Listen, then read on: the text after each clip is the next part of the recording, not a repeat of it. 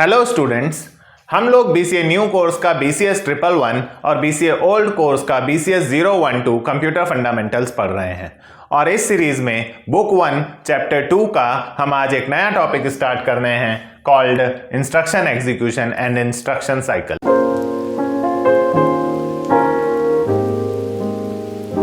ये question exam में around 5 marks का पूछा गया है, तो चलिए स्टार्ट करते हैं। देखिए, एक सीपीयू की मेन रिस्पॉन्सिबिलिटी क्या होती है। हमारे कंप्यूटर में जो प्रोसेसर लगा हुआ है, जो सीपीयू लगा हुआ है, उसकी मेन रिस्पॉन्सिबिलिटी क्या होती है। हम उसको इंस्ट्रक्शंस देते हैं और उसका काम होता है उस इंस्ट्रक्शन को एग्जीक्यूट करना। मेन रिस्पॉन्सिबिलिटी ही सीपीयू की ये होती है।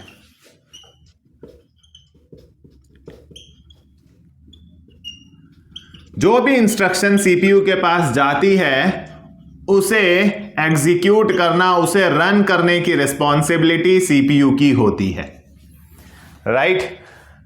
हम पहले भी बात कर चुके हैं कि सीपीयू जो है वो एक सीक्वेंशियल डिवाइस होता है। सीक्वेंशियल डिवाइस से मेरा कहने का मतलब है कि जो भी इंस्ट्रक्शंस इसको दी जाती हैं ये उन्हें वन बाय वन एग्जीक्यूट करता है।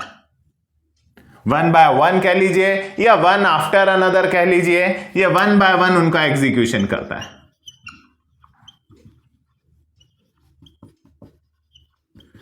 तो अगर आप कोई भी प्रोग्राम, कोई भी सॉफ्टवेयर, एक प्रोग्राम रन करने के लिए देते हैं सीपीयू को, तो उस प्रोग्राम के अंदर जितनी भी इंस्ट्रक्शंस लिखी हैं सीपीयू उन्हें सीक्वेंशियली चलाता है और इंस्ट्रक्शंस को एग्जीक्यूट करने की रिस्पॉन्सिबिलिटी सीपीयू की ही होती है। ऐसा हमने पहले भी पढ़ा हुआ है वॉन न्यूमैन आर्किटेक्चर में, इसी सब्जेक्ट के ब्लॉक 1 चैप्टर 1 में।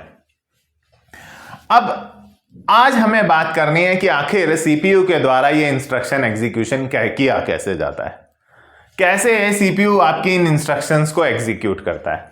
तो गाइस, इंस्ट्रक्शंस को एग्जीक्यूट करने के लिए सीपीयू जो है वो फॉलो करता है एक इंस्ट्रक्शन लाइफ साइकिल।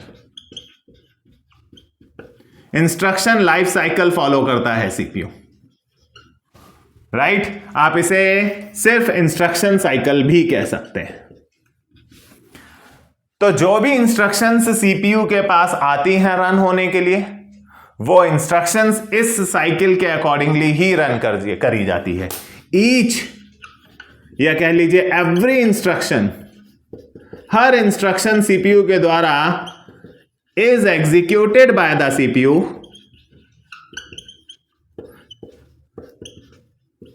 जितनी भी इंस्ट्रक्शंस पहुंचती हैं सीपीयू के पास, वो इस इंस्ट्रक्शन साइकिल के द्वारा ही, इस इंस्ट्रक्शन साइकिल के अकॉर्डिंगली ही उन्हें रन करता है।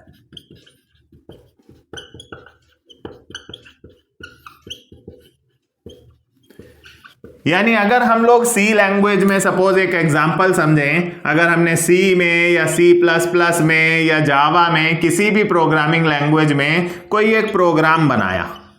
अब अगर हमने एक प्रोग्राम बनाया और प्रोग्राम के अंदर हम बहुत सारी इंस्ट्रक्शंस लिख कर देते हैं कंप्यूटर को, तो I1, I2, I3 मान लीजिए कुछ इंस्ट्रक्शंस आपके इस प्रोग्राम में लिखी हैं। ये इंस्ट्रक्शंस हमने C या C++ या जावा, किसी भी प्रोग्रामिंग लैंग्वेज का इस्तेमाल करके लिखी हैं और हमने एक प्रोग्राम बनाया। अब अगर हम ये प्रोग्राम सीपीयू को देते हैं एग्जीक्यूट करने के लिए, तो इस प्रोग्राम के अंदर जितनी भी इंस्ट्रक्शंस लिखी हुई हैं उन्हें ये सीपीयू वन बाय वन चलाएगा, या ये कह लीजिए वन आफ्टर अनदर चलाएगा। और चलाएगा किसके अकॉर्डिंगली? इस इंस्ट्रक्शन साइकिल के अकॉर्डिंगली। यानी अगर इसके अंदर मैं कहता हूं 5 इंस्ट्रक्शंस लिखी हुई हैं, तो ये जो इंस्ट्रक्शन साइकिल है इसके अंदर लिखी गई हर इंस्ट्रक्शन पर एक एक बार ये इंस्ट्रक्शन सीपीयू के पास जा रही है रन होने, ये इंस्ट्रक्शन सीपीयू के पास जा रही है और सीपीयू इन इंस्ट्रक्शंस को रन कर रहा है इस साइकिल के अनुसार, यानी जितनी इंस्ट्रक्शंस आपके इस प्रोग्राम में हैं वो सब इस साइकिल के अकॉर्डिंगली ही रन होंगी।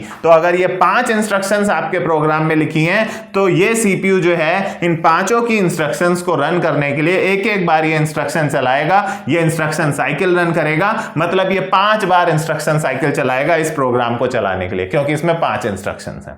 तो हर चीज तो एक प्रोग्राम ही है। आप MS वर्ड चलाते हैं वो भी एक प्रोग्राम है, आप कोई मीडिया प्लेयर चलाते हैं वो भी एक प्रोग्राम है, अंदर कहीं ना कहीं उनके अंदर भी तो इंस्ट्रक्शंस लिखी हुई हैं।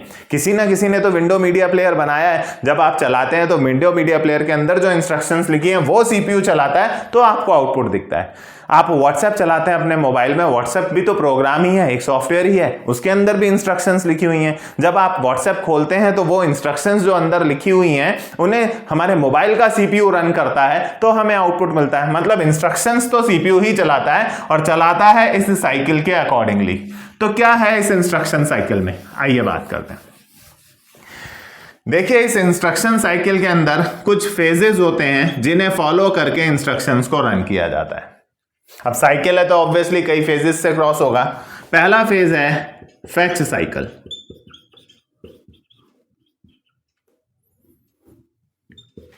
दूसरा फेज है डिकोड साइकिल,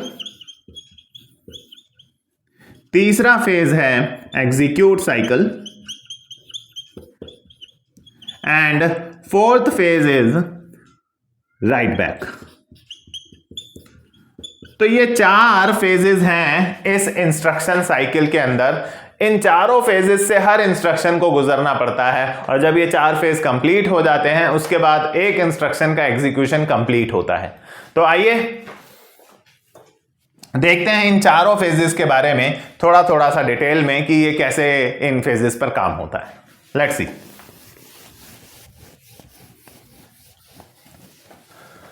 तो बेटा, हम लोग कोई भी प्रोग्राम रन करते हैं अपने कंप्यूटर में, हमने मीडिया प्लेयर रन करा या हमने ब्राउजर रन करा या हमने MS वर्ड रन करा, वो प्रोग्राम रन होने के लिए पहुंचता है मेन मेमोरी में। ऐसा हमने पहले भी वीडियोस में बात करी है। मेन मेमोरी मतलब रैम। हम लोग जो भी प्रोग्राम रन करते हैं, चाहे वो ब्राउजर हो, चाहे MS वर्ड हो, मीडिया प्लेयर हो, गेम हो, जो भी रन करते हैं वो रन होने के लिए यहां पहुंचता है रैम में। ये पहुंच गया आपका प्रोग्राम रन होने के लिए रैम में।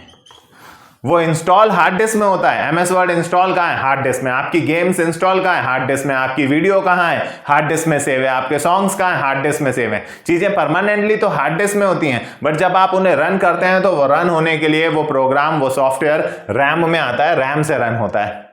अब इस प्रोग्राम के अंदर, ये प्रोग्राम किसी ना किसी लैंग्वेज में तो बना होगा, सी में, C++ में। इस प्रोग्राम के अंदर क्या लिखी होंगी? ये प्रोग्राम के अंदर लिखी होंगी इंस्ट्रक्शंस I1, I2। सपोज इनको हम I1, I2, I3 कह के डिनोट करते हैं। अब ये प्रोग्राम मेन मेमोरी में आया किस मकसद से है? ये प्रोग्राम रैम में इस पर्पज से आया है कि अब CPU इसे एग्जीक्यूट करे। तो ये रहा आपका CPU जो इसको एग्जीक्यूट करेगा, इन इंस्ट्रक्शंस को रन करेगा, but as per instruction cycle run करेगा। देखिए, मैं आपको ये इतना डिटेल में इसलिए बता रहा हूं कि आपको ये जो फेजेस हैं ये याद ना करना पड़े। अगर आपको इन फेजेस की वर्किंग समझ में आ गई तो आप आसानी से हर फेज में 2-3 लाइन अगर पेपर में लिखेंगे, स्टार्टिंग में इंस्ट्रक्शन साइकिल क्या होता है, इंस्ट्रक्शन एग्जीक्यूशन कौन करता है, CPU कैसे करता है इंस्ट्रक्शन एग्जीक्यूशन, जैसे अभी मैंने इंट्रो दिया, ऐसे ही आप 5-6 लाइनें वहां थ्योरी में एक्सप्लेन कर सकते हैं। उसके बाद इंस्ट्रक्शन साइकिल के जो चारों फेजेस हैं, अगर उन चारों फेजेस के बारे में भी आप 2-3 लाइन एक्सप्लेन करेंगे तो एक 5 मार्क्स का आंसर पूरा कंप्लीट होता है। तो याद करने की बजाय अगर हम इस कॉन्सेप्ट को समझने की कोशिश करें तो हमें पेपर में आंसर लिखना काफी आसान होगा और थोड़ा प्रैक्टिकल लगेगा आपका आंसर, राइट? तो देखिए, CPU के द्वारा जो भी इंस्ट्रक्शंस एग्जीक्यूट की जाती हैं, हमने पहले भी बात करा है, CPU कोई भी चीजें रन करता है, कोई भी इंस्ट्रक्शंस एग्जीक्यूट करता है, वो एग्जीक्यूट करता है अपनी इंटरनल मेमोरी में, और उस इंटरनल मेमोरी को कहा जाता है रजिस्टर्स। ऐसा हमने वॉन न्यूमन आर्किटेक्चर में भी बात करी थी कि सीपीयू के द्वारा जो भी इंस्ट्रक्शंस एग्जीक्यूट की जाती हैं वो उसकी अपनी इंटरनल मेमोरी में की जाती है, और वो छोटी सी इंटरनल मेमोरी को रजिस्टर्स कहा जाता है। रैम में वो एग्जीक्यूट नहीं कर रहा, रैम में तो वो रन होने के लिए प्रोग्राम आ गया है, अब वो यहां से उठाकर उन्हें अपने रजिस्टर्स में लाएगा। ये सीपीयू इन इंस्ट्रक्शंस को रजिस्टर में मंगवाकर वहां रजिस्टर्स में एग्जीक्यूट करेगा। ध्यान रखिएगा इस बात को कि सीपीयू रैम में चीजों को एग्जीक्यूट नहीं करता है, रादर वो इन इंस्ट्रक्शंस को रजिस्टर्स में मंगवाता है। ये रजिस्टर्स सीपीयू की अपनी इंटरनल मेमोरी होती है, इनमें मंगवाकर उनका एग्जीक्यूशन वो रजिस्टर्स में ही करता है। सीपीयू के द्वारा जो भी इंस्ट्रक्शंस रन की जाती हैं वो इनसाइड सीपीयू रजिस्टर्स, उसकी इंटरनल मेमोरी ही की जाती है। अब देखिए बहुत सारे रजिस्टर्स हैं जिनको इकट्ठा करके सीपीयू रजिस्टर्स की कैटेगरी में रखा जाता है। जैसे एक है programme counter register, program counter, इसे शॉर्ट फॉर्म में हम लोग पीसी भी कहते हैं, प्रोग्राम काउंटर, राइट। अब इस रजिस्टर का काम क्या है? ये देखिए ये सारे के सारे जो हैं ये सीपीयू को असिस्ट करेंगे एक इंस्ट्रक्शन को एग्जीक्यूट करने में। यानी एक पॉइंट और हमारे समझ में आया कि जो सीपीयू जो है एग्जीक्यूशन करता है is done inside CPU registers. CPU की अपनी इंटरनल मेमोरी में ही वो एग्जीक्यूशन करता है जिसे रजिस्टर्स कहा जाता है। तो ये पॉइंट भी आप ध्यान रखें और लिख सकते हैं इसमें, राइट। अब ये सारे कई तरह के रजिस्टर्स हैं, जैसे अभी मैंने आपको पहला प्रोग्राम काउंटर बताया, अभी मैं आईआर रजिस्टर बताऊंगा, एमएआर के बारे में बात करूंगा। ऐसे कई रजिस्टर्स हैं जो एक सीपीयू को इंस्ट्रक्शंस को एग्जीक्यूट करने में मदद करते हैं, राइट। तो देखिए ये सब अपना अपना रोल अपना अपना रोल प्ले करेंगे और सीपीयू इन सब की मदद से इंस्ट्रक्शन को सक्सेसफुली एग्जीक्यूट करेगा। देखिएगा कैसे। अब इस प्रोग्राम काउंटर रजिस्टर के द्वारा क्या किया जाता है, ये आपके इस प्रोग्राम की फर्स्ट इंस्ट्रक्शन का एड्रेस अपने पास मंगवा के रख लेता है, एड्रेस ऑफ I1। पहली इंस्ट्रक्शन जो एग्जीक्यूट होनी है उसका एड्रेस मंगवाकर ये प्रोग्राम काउंटर रजिस्टर अपने पास रख लेता है।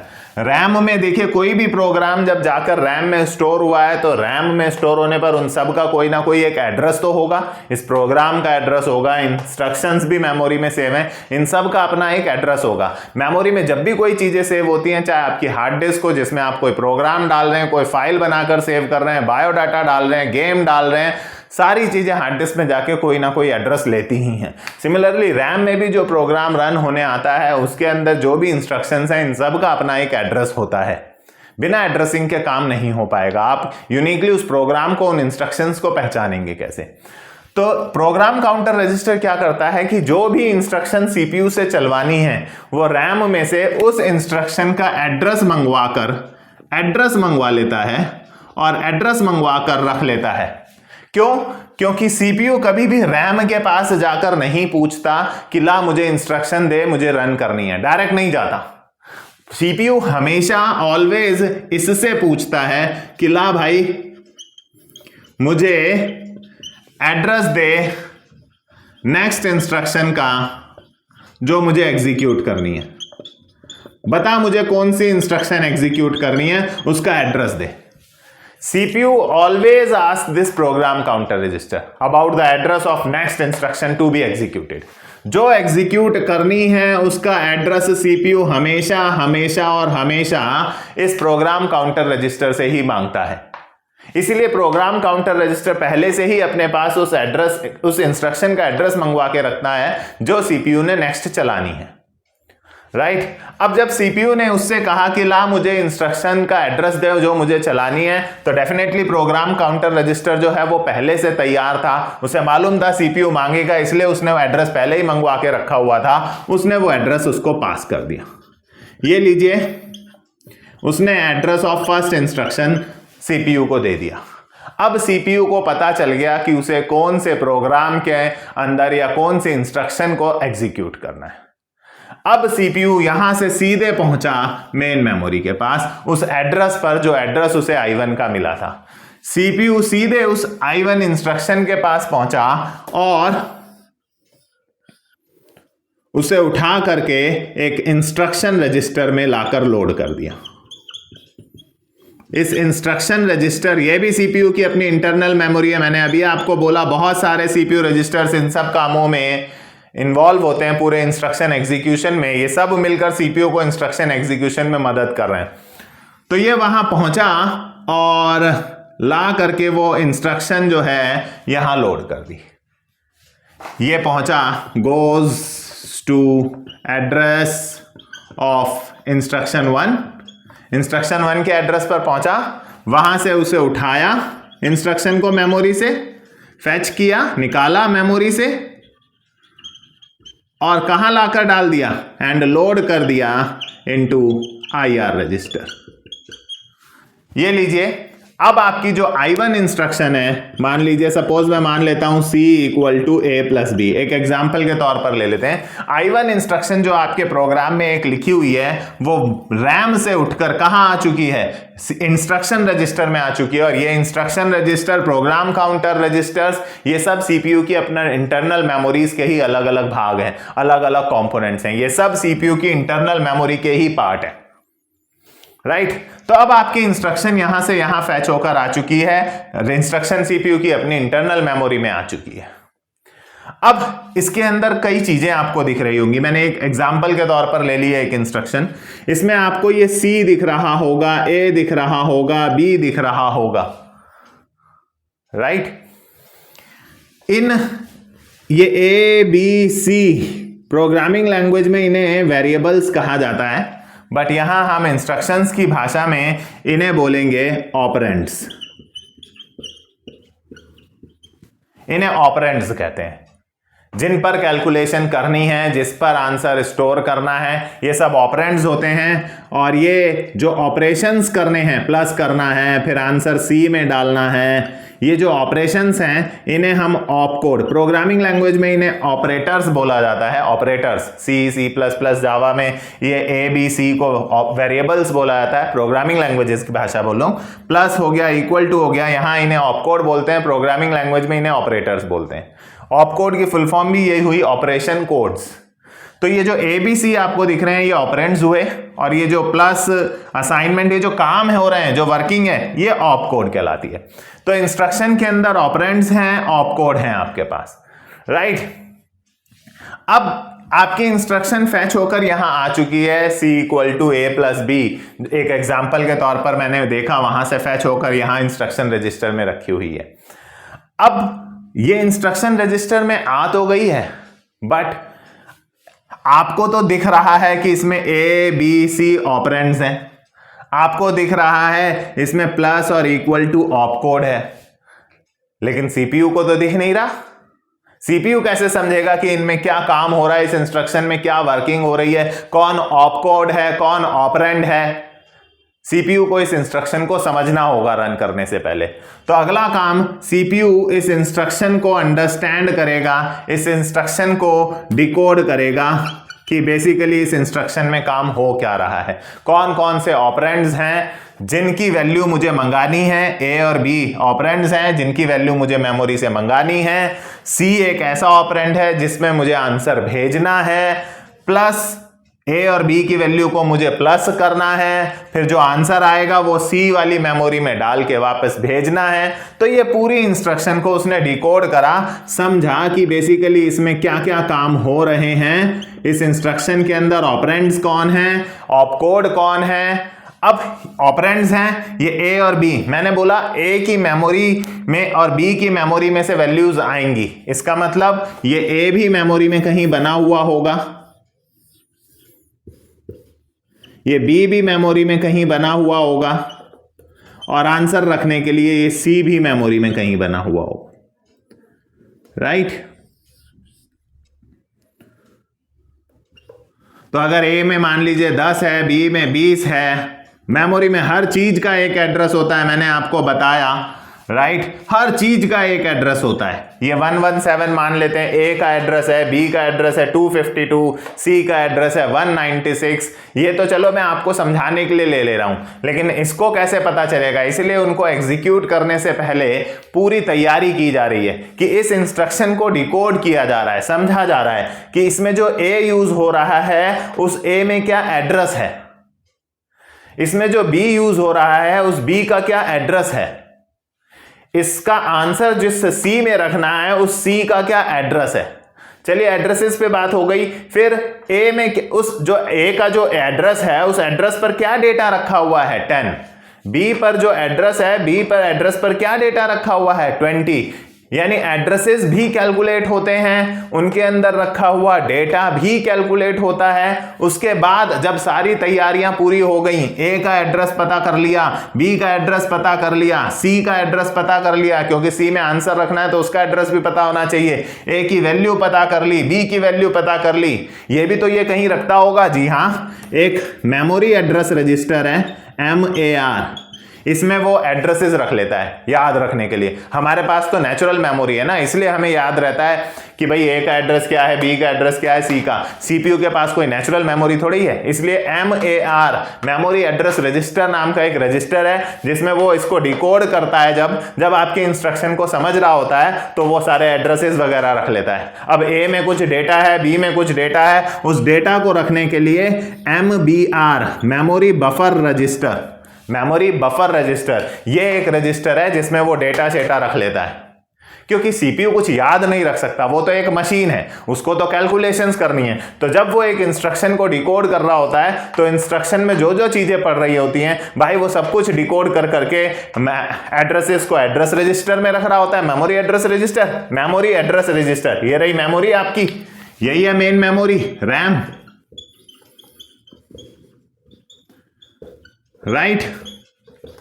तो मेन मेमोरी में ए कौन से एड्रेस पर है, बी कौन से एड्रेस पर है, जिसमें रिजल्ट रखना है वो सी कौन से एड्रेसेस पर है, वो सब इसमें आ गया। देन MBR में ए का डेटा, बी का डेटा, अभी दोनों प्लस होके आंसर भी आएंगे, तो मेमोरी बफर रजिस्टर में डेटा वगैरह रख लेता है। ये सारे वो रजिस्टर्स हैं जिनको जो मिलकर सीपीयू को इंस्ट्रक्शन एग्जीक्यूशन में हेल्प कर रहे हैं, इसीलिए हम कहते हैं वो रैम में कहां रन कर रहा है, रैम से तो वो इंस्ट्रक्शन मंगा के रजिस्टर में ले आया है, इंस्ट्रक्शन रजिस्टर में ले आया है। एग्जीक्यूशन तो एक्चुअल एग्जीक्यूशन जो हो रहा है अगर आप इस पूरे प्रोसेस में देखें तो यहां हो रहा है, उसने मंगाई यहां पर, यहीं अब उसने उसको डिकोड कर लिया। अब उसको इंस्ट्रक्शन समझ में आ गई, उसे पता चल गया कि इस इंस्ट्रक्शन में बेसिकली क्या हो रहा है, राइट। अब जब उसको इंस्ट्रक्शन समझ में आ गई, उसने इस इंस्ट्रक्शन को डिकोड कर लिया,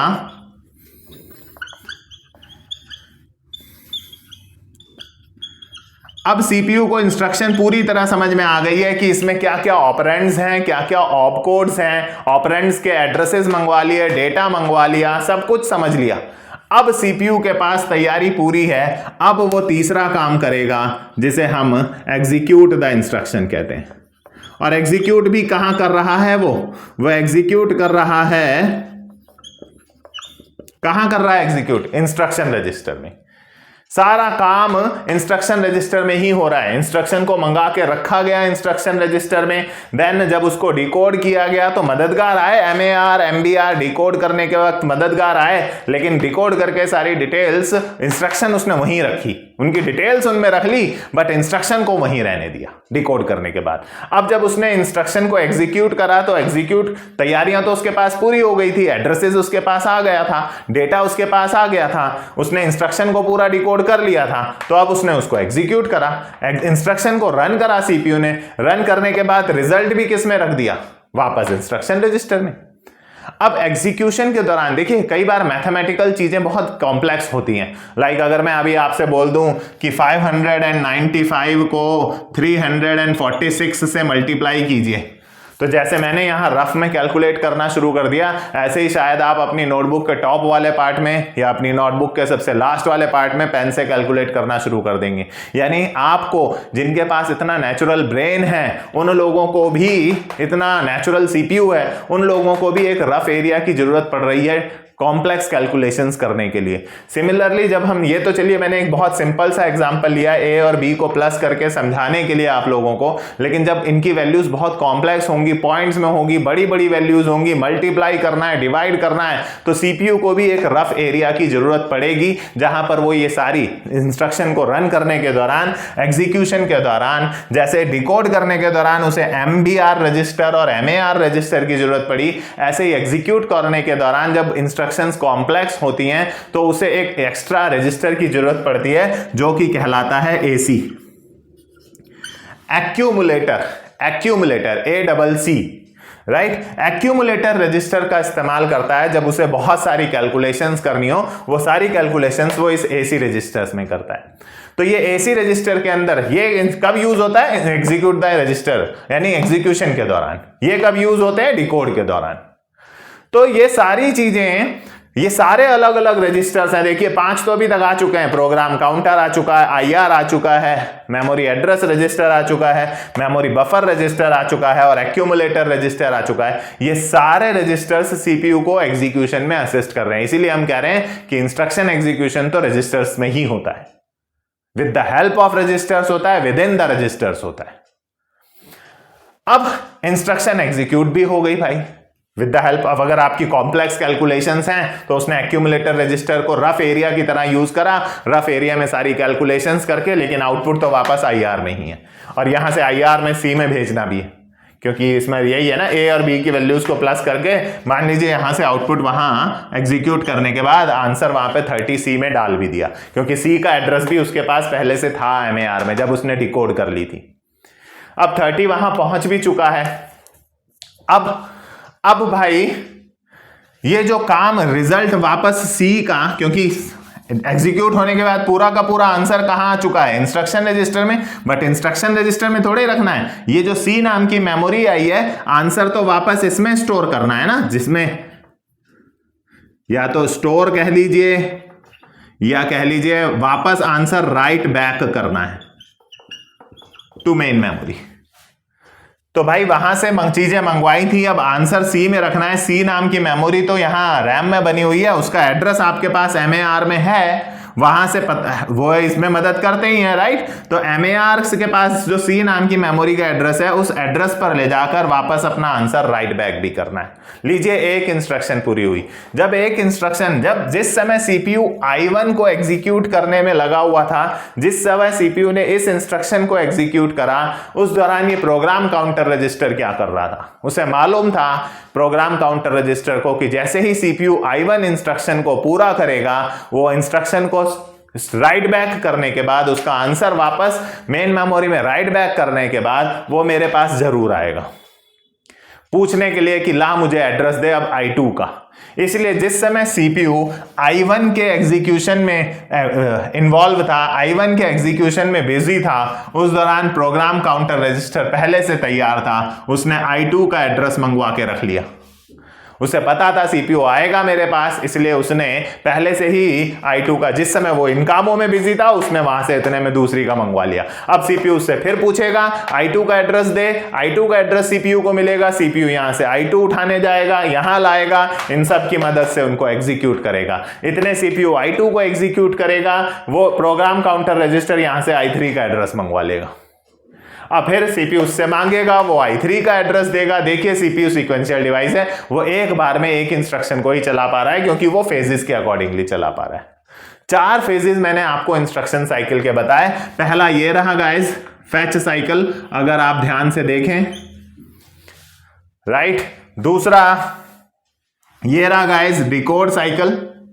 तीसरा ये रहा गाइस एग्जीक्यूट द इंस्ट्रक्शन, और चौथा ये रहा जी write back the results. 4 phases में एक इंस्ट्रक्शन का एग्जीक्यूशन किया जाता है। अब आप इन सब के बारे में 2-2 लाइन लिख सकते हैं। आप फैच साइकिल के बारे में कैसे लिखेंगे? आप कहेंगे कि सीपीयू, देखिए सबसे पहले पेपर में आप हेडिंग डालेंगे फैच साइकिल। लीजिए नंबर 1, अब क्या लिखेंगे, आप बताएंगे कि सीपीयू जो है वो प्रोग्राम काउंटर रजिस्टर से एड्रेस मांगता है इंस्ट्रक्शन का जो उसे एग्जीक्यूट करनी है। मैंने यहां लिख दिया है, सीपीयू आस्क करेगा address of next instruction to be executed और प्रोग्राम काउंटर उसे एड्रेस ऑफ इंस्ट्रक्शन देगा। उसके बाद सीपीयू रैम में जाएगा और उस इंस्ट्रक्शन को वहां से फैच करके मेमोरी से लाकर लोड करेगा आईआर रजिस्टर में। लीजिए, हो गया फैच साइकिल। देन आप नेक्स्ट बताएंगे डिकोड साइकिल। जब एक इंस्ट्रक्शन रजिस्टर में आ जाती है तब स्टार्ट होता है उस इंस्ट्रक्शन को अंडरस्टैंड करने का सिस्टम। सीपीयू उस इंस्ट्रक्शन को डिकोड करने के लिए, उसे अंडरस्टैंड करने के लिए उसके अंदर लिखे हुए ऑपरेंड्स और ऑपकोड को आइडेंटिफाई करता है with the help of memory address register और मेमोरी बफर रजिस्टर। अब वो इंस्ट्रक्शन जब डिकोड हो जाती है तो उसके बाद सीपीयू जो है वो इस इंस्ट्रक्शन को एग्जीक्यूट करता है with in the instruction register, execute करता है with the help of accumulator register. लीजिए, एग्जीक्यूट भी हो गई। और चौथे फेज में आप आंसर लिखेंगे, थर्ड तो हो गया एग्जीक्यूट साइकिल, सीपीयू के द्वारा इंस्ट्रक्शन एग्जीक्यूट हो गई। और फोर्थ हो गया जी आपका राइट बैक, यानी उस इंस्ट्रक्शन को एग्जीक्यूट करने के बाद जो भी रिजल्ट आया वो रिजल्ट वापस राइट बैक कर दिया जाता है मेन मेमोरी में। राइट, अब रिजल्ट को वापस राइट करने के बाद, अभी राइट बैक पूरा नहीं हुआ है, सीपीयू फिर से प्रोग्राम काउंटर के पास जाता है और कहता है कि ला मुझे एड्रेस दे नेक्स्ट इंस्ट्रक्शन का, ताकि अगली इंस्ट्रक्शन का फेज शुरू हो। ये राइट बैक यहां खत्म हो गया। राइट बैक के बाद अब अगली इंस्ट्रक्शन के लिए आप यहां राइट बैक खत्म करने के बाद आप नीचे लिख सकते हैं, for next instruction CPU again goes to the program counter register for the address of next instruction to be executed. तो ये था गाइस पूरा का पूरा इंस्ट्रक्शन साइकिल की कैसे सीपीयू एक पूरी की पूरी इंस्ट्रक्शन को एग्जीक्यूट करता है। अगर आपके प्रोग्राम में 5 इंस्ट्रक्शन लिखी हैं तो उस बेचारे को ये सारी की सारा चारों के चारों फेजेस, हर फेज हर इंस्ट्रक्शन के लिए चलाना पड़ता है। यानी ये चारों फेज आपके प्रोग्राम में लिखी गई ईच एंड एवरी इंस्ट्रक्शन के लिए चलते हैं। मतलब इंस्ट्रक्शन साइकिल आपके प्रोग्राम में लिखी हुई ईच एंड एवरी इंस्ट्रक्शन के रन करने के लिए चलाया जाता है बाय द सीपीयू। राइट, तो ये था गाइस हमारा instruction execution and instruction cycle. I hope आप लोगों को समझ में आया होगा। अगर आपको इस टॉपिक से रिलेटेड कोई भी डाउट है तो आप इस वीडियो के नीचे कमेंट करके अपने डाउट्स भी पूछ सकते हैं।